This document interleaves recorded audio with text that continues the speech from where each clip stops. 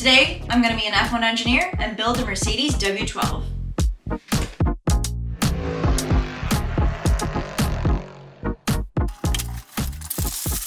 The car I'm building is the Mercedes-AMG F1 W12 E-Performance.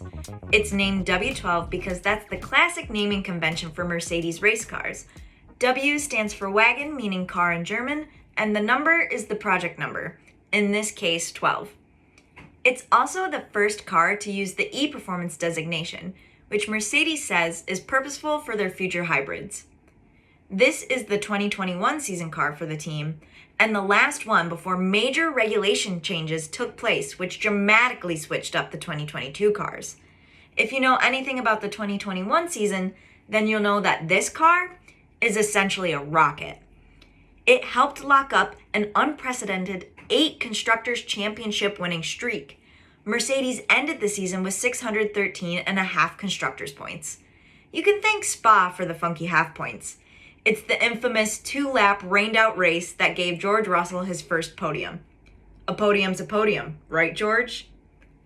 This car also happened to be used during the 5th season of Lewis Hamilton and Valtteri Bottas driving together as teammates. Lewis would go on to net 387.5 points, and Valtteri would get 226, making them the second most prolific pair in F1 after Rubens Barrichello and Michael Schumacher at Ferrari. But let's jump into the cost of an F1 car overall. Red Bull provided an estimate of 15 million euros, which is about 15.9 million US dollars. Let's break that down even further. The steering wheel runs at about 50,000 euros. A set of both front and back wings will cost about 200,000 euros. And the big expense comes in when we get to the chassis and the power unit. The price for those combined is around 10 million euros. To put this into context, the 2021 cost cap was 145 million US dollars. The 2022 cost cap is 140 million USD. You may recall there was some serious cost cap drama surrounding Red Bull's 2021 season, but we still don't know what the consequences of that are. We do, however, know that the Milton Keynes catering was excellent, to the tune of $1 to $2 million over the cap. I, however, followed the FIA budget rules and picked up this Lego kit at the Lego store for $35, and you can find it on their website. It also includes the Mercedes-AMG Project 1, which I didn't build in this video, but adds some extra value. This is one of the smaller Lego builds I've done, but it packs plenty of punch.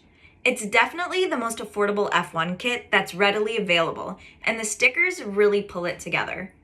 The other popular build is the McLaren 2022 F1 car, but it's $200 and clocks in at 25.5 inches long, which is bigger than my torso.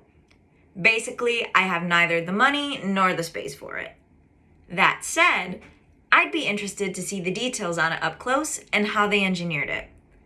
But obviously, it's no match for the life-size car that the Lego team created for McLaren and put Daniel Ricciardo and Lando Norris in earlier this year.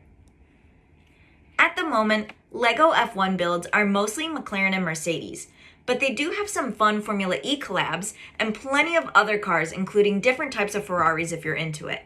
And here's the finished product. Lewis is having a little bit of a hard time sitting properly in it, but I think it looks pretty sharp.